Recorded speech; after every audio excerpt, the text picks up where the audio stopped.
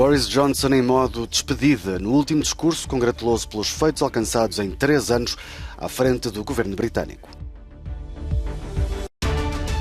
Liz Truss é a nova chefe do governo britânico. Deverá ser recebida pela rainha esta tarde. Aquele que é considerado o mais violento tufão dos últimos anos na Coreia do Sul deixou marcas impressionantes, mas as autoridades dizem que poderia ter sido muito pior. Na hora do adeus, Boris Johnson veio fazer um último discurso enquanto primeiro-ministro em jeito de balanço. Isto antes de deslocar-se à Escócia, a Balmoral, para oficializar a demissão junto da rainha Isabel II. Tenho orgulho em dizer que cumpri as promessas feitas ao meu partido. Conquistei a mais significativa maioria desde 1987 e a maior percentagem de votos desde 1979. Concretizei o Brexit e garanti que a Grã-Bretanha se ergue, mais uma vez, no mundo. Claro que não faltou um momento da originalidade que lhe é conhecida. Está na altura dos conservadores deixarem as políticas para trás e responderem às necessidades das pessoas. Agradeço a todos os que cuidaram de mim e da minha família nos últimos 3 anos. Se o meu cão Dylan e o meu gato Larry conseguem ultrapassar as divergências, também o Partido Conservador consegue. Johnson esteve 3 anos no poder, 3 anos recheados de controvérsias. À partida, assumirá agora o mandato de deputado. No entanto, o próprio ainda não se manifestou sobre o seu percurso no futuro.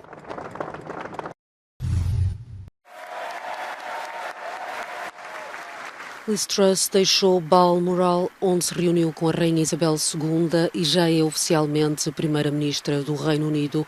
Cabe-lhe agora formar governo. Truss foi eleita na segunda-feira líder dos conservadores britânicos e, com isso, chefe do executivo. Recebeu uma ovação de pé e passa de ministra dos Negócios Estrangeiros a chefe de governo. E chega com uma vontade, a de cortar impostos. Liz vai ser a nova Margaret Thatcher, vai fazer reformas muito fortes, vai levá-las adiante e vai ser uma dama de ferro. Esta britânica diz estar confiante com a nova escolha, com a sua vontade em querer aplicar medidas de combate à crise, porque o inverno vai ser mau. Já esta outra diz-se feliz pelo país ter outra mulher líder, mas diz duvidar de que Truss entenda as dificuldades do povo. Truss derrotou o rival e antigo ministro das Finanças e lidera o Partido Conservador. Conseguiu 81 mil votos contra 60 mil. O tufão mais violento que atingiu a Coreia do Sul em anos provocou chuvas torrenciais, destruiu estradas, derrubou postes de alta tensão. Apesar de tudo, as autoridades dizem que o número de mortos, 3 confirmados, poderia ter sido mais elevado se não tivessem sido tomadas medidas preventivas como as evacuações e encerramento de escolas. Os danos foram mais graves na cidade de Pohang, onde 2 pessoas foram encontradas mortas e pelo menos 7 estão desaparecidas. A tempestade engoliu estradas e edifícios, provocou deslizamentos de terra. O país estava em alerta máximo há vários dias, aguardando uma potencial destruição sem precedentes. As autoridades estavam prontas para qualquer cenário. A passagem do Ina Menor acontece poucas semanas após fortes chuvas nos arredores de Seul terem causado inundações que mataram pelo menos 14 pessoas.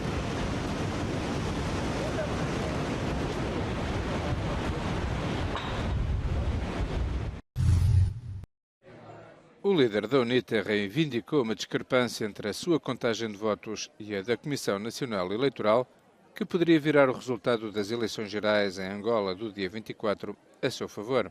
A denúncia feita esta segunda-feira à noite resulta da contagem paralela efetuada com base nas chamadas atas síntese. O candidato presidencial da UNITA pretende que sejam comparadas as atas em posse da Comissão Nacional Eleitoral com as cópias nas mãos dos partidos. Para o efeito, a UNITA solicita a constituição de uma comissão multidisciplinar, composta pela Comissão Nacional Eleitoral, membros dos partidos políticos concorrentes e membros da sociedade civil, na presença de observadores nacionais e internacionais.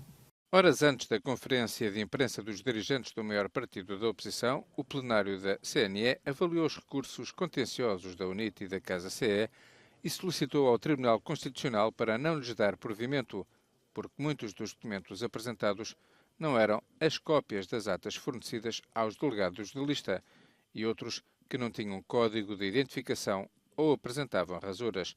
Lucas Quilundo sublinhou também que apenas os documentos da CNE são válidos. A Comissão Nacional Eleitoral, enquanto entidade que constitucionalmente e legalmente é encarregue da organização e condução dos processos eleitorais, é ela a única fiel depositária dos documentos autênticos em relação ao processo eleitoral. De acordo com os resultados definitivos proclamados na semana passada, o MPLA venceu as eleições com 51,17% dos votos e 124 deputados, enquanto a UNITA obteve 43,95% e 90 mandatos. O Tribunal Constitucional ainda tem que se pronunciar. A cerimónia de investidura está marcada para o dia 15 de setembro.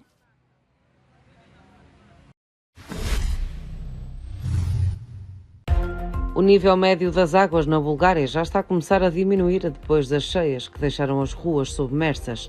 Conforme a água vai escoando, vai aparecendo o que foi engolido pela chuva intensa, como os produtos agrícolas que se perderam. Só em cereais foram destruídas 500 toneladas de sementes de girassol e 300 de trigo.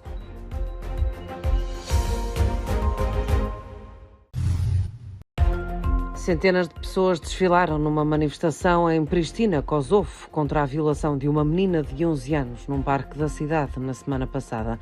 No protesto pedia-se a ação do Governo e do Ministério Público. Sobre o caso, a polícia deteve 6 homens, incluindo 3 menores. Estão a ser acusados de violação e abuso sexual.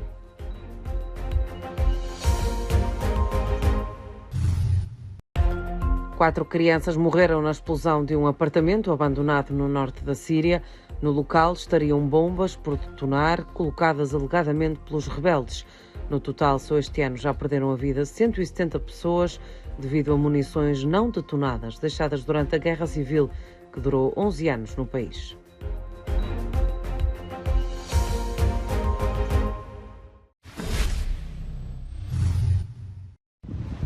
O encerramento de maternidades é a única solução a curto prazo para a falta de médicos especialistas nos hospitais públicos portugueses. Quem o diz é o coordenador da Comissão de Acompanhamento criada pelo Governo, depois de vários hospitais terem fechado as urgências de obstetrícia e ginecologia durante alguns períodos, desde junho, forçando as grávidas a percorrerem dezenas de quilómetros a mais para darem à luz.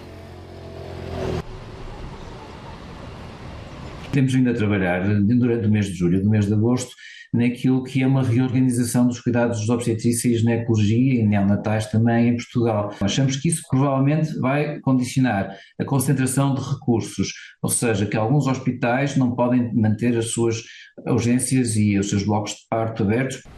Alguns hospitais portugueses tiveram de fechar as urgências de obstetrícia e ginecologia várias vezes este verão, por não conseguirem completar as escalas. Durante esta crise, 2 bebés morreram e uma grávida também morreu durante a transferência para outro hospital, mas desta vez por falta de vagas em neonatologia.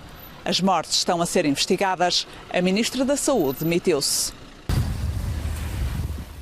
Segundo Diogo Aires de Campos, o Serviço Nacional de Saúde precisa de pelo menos mais 200 especialistas em obstetrícia e ginecologia.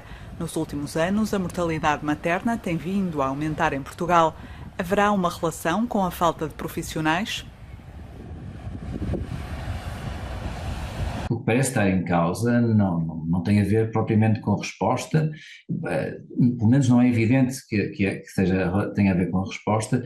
O que tem a ver é com o aumento do número de gravidezes de mulheres que vêm de outros países, muitas vezes países com menos recursos económicos e que decidem ter o parto em Portugal. Aires de Campos sublinha que o relatório sobre a mortalidade materna também indica que agora há mais mulheres com doenças que decidem engravidar.